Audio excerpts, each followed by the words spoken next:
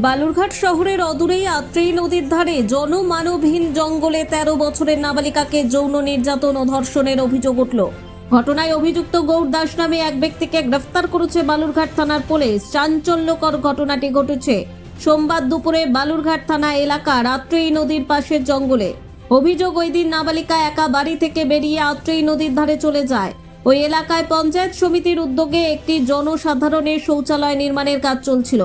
ওই এলাকায় অভিযুক্ত ব্যক্তি মদ্যপ অবস্থায় এলাকায় ঘোরাঘুরি করছিল এবং পরে নাবালিকাকে নিয়ে জঙ্গলের ভিতরে চলে যায় এবং ধর্ষণ করে।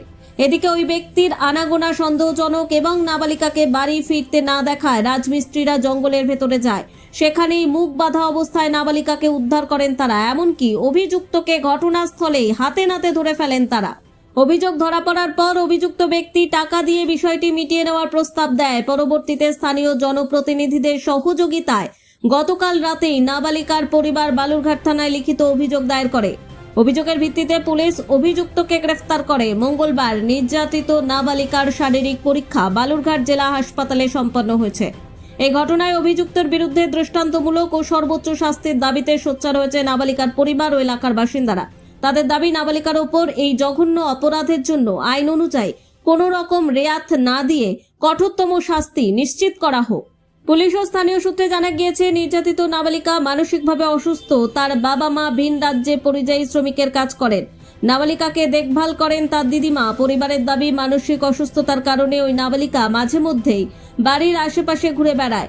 তবে সে খুব দূরে যেতে সক্ষম নয়। সেই সুযোগকে কাজে লাগিয়ে এমন ঘটনা ঘটিয়েছেন অভিযুক্ত ব্যক্তি।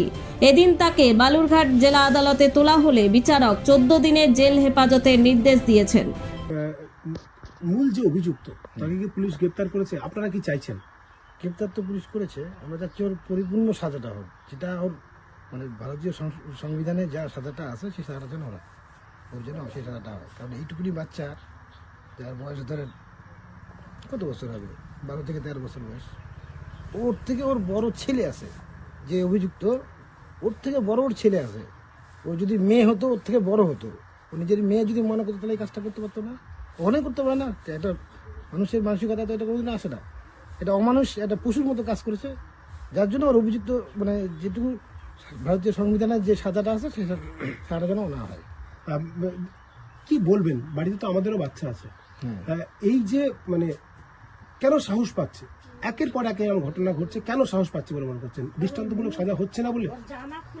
হ্যাঁ, দৃষ্টান্তমূলক সাজা হচ্ছে না বলে অনেকে ছাড় পেয়েছে। অনেক মানসিকতা মানে ভবিষ্যৎ মেয়ের পরিবাররা যারা আসে তারা ভবিষ্যৎ চিন্তা করে মেয়েটাকে বিয়ে দিতে হবে, একটা মানে কলঙ্ক যদি বেরিয়ে যায়, বিয়ে দেওয়া কষ্ট, এই চিন্তা ভাবনা করে অনেকে চুপ হয়ে যায়। যার জন্য কেসটা ঠিকমতো থানায় পৌঁছাচ্ছে না, যার জন্য এরা বেঁচে যাচ্ছে। এরা বেঁচে যাওয়াতে লাইফ পেয়ে যাচ্ছে, লাইফ পেয়ে যায় পরপর এই কাজগুলো করতে যাচ্ছে। এর বিরুদ্ধে আগেও তো অভিযোগ আছে। হ্যাঁ, এর আরো অভিযোগ আছে, পাড়ার আরো অনেক মহিলা বলছে এখন, আমরা যেটা শুনতে পাচ্ছি। এর আগেও অনেকে নাকি ঘরে ঢুকেছে, কি করেছে না করছে আমরা তো দেখিনি, মহিলারাই বলছে, যা বলছে তার কারণ শুনছি। এই তো। আপনারা পুলিশের সঙ্গে যোগাযোগ করেছেন তো? হ্যাঁ, করেছি। এখন কি চাইবেন? এখন চাবো, ওই তো বললাম, যেন সরকারি বিধান অনুযায়ী যে সাজাটা আছে ভারতীয় বিধান অনুযায়ী সেই সাজাটা যেন এই লোকটা কেমন লোক? একদমই তো ভালো নয়। আমার সাথে ওই ঘটনা ঘটেছিল। দুপুর রাত্রে মদ খাইয়ে দেয়, আমাদের বাড়িতে খাওয়া দাওয়া করেছিল। খাওয়া দাওয়া করে মদের মধ্যে ঢুকে আমার মার কাছে শুনলো যে কে কে শোয়, কে কে শোয় না। আমি তো তখন নতুন, জানি না, চিনি না। বলছিলাম আমি যে আমি একাই থাকি। তারপরে খাওয়া দাওয়া করে যে ঘরের মধ্যে শুই, তখন যাই দেখি যেই শুইছি আমি, তখন ওই ঘরের ভিতর থেকে বেড়েছে। বেড়ে তো আমি চিৎকার টিকার করে, তো তখন তো আমি সাজা দিতে পারিনি। এখন আমি সাজা চাই। কি চাইছেন? এখন চাই ওই সাজা হোক। তখন আমি সাজাতে পারিনি, ওর জন্য আমার সংসার শেষ। এই জন্য আমার বর সন্দেহ করে। এখন আমি সুখী নয় ওর জন্য খালি। কি শুনলেন, কি ঘটনা ঘটেছে আপনার নাতনির সাথে? আমি তো জানি না অত, আমি তো বের ছিলাম। তো ওখানকার ওই যে ছেলেগুলা ছিল ওরা মেম্বারকে ফোন করছে। মেম্বার আবার আসে আমাকে ডাকে নিয়ে গেল। আমি যাই তো শুনলাম, ওই ছেলেগুলার মুখেই যা শুনলাম। ছেলেগুলাই বললো যে এরকম এরকম এইখান থেকে মেয়েটা যাচ্ছিল, ওকে ডাকলো, ডাকে ওই তুলে নিয়ে আসছে। নিয়ে আসার পরে ওকে এখন ওই জঙ্গলের মধ্যে নিয়ে গেছে। তারপরে ওরা খাতে খাতে দেখেছে যে মেয়েটা নাই, কোথায় গেল কোথায় গেল। তখন ওরা দেখতে দেখতে খুঁজতে খুঁজতে দেখা পাচ্ছে জঙ্গলের মধ্যে দেখা পায়। তখন ওই ছেলেগুলা ওখানে গেছে, যায় ওই তো ওদের সাথে তো গন্ডগোল ধস্তাধস্তি করে ওই ছেলেটা সকাল ওখান থেকে চলে আসছে এদিকে।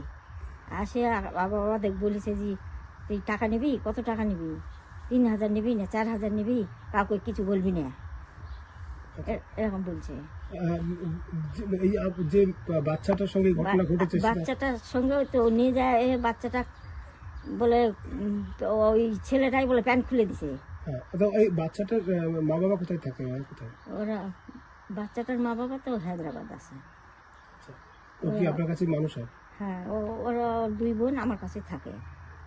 আচ্ছা, তো এই বাচ্চাটা কি মানসিকভাবে সুস্থ নাকি একটু অসুস্থ? না, একটু অসুস্থ। যে অভিযুক্ত তার কি চাইছেন, প্রশাসনের কাছে কি দাবি করবেন? তো প্রশাসনের কাছে আমি দাবি করব যে ওর জেল হোক, ও একটু সাজা ভোগ করুক। নেশাগ্রস্ত অবস্থায় ছিল যে অভিযুক্ত মূল? অত নেশা খায়নি, বেশি নেশা করেনি, ইচ্ছা করে করেছে ঘটনাটা? ইচ্ছা করে, ওটা শয়তানি করে। ঠিক, থ্যাংক ইউ। বালুরঘাট থেকে মন্টি সিংহ রিপোর্ট, কুলিক নিউজ।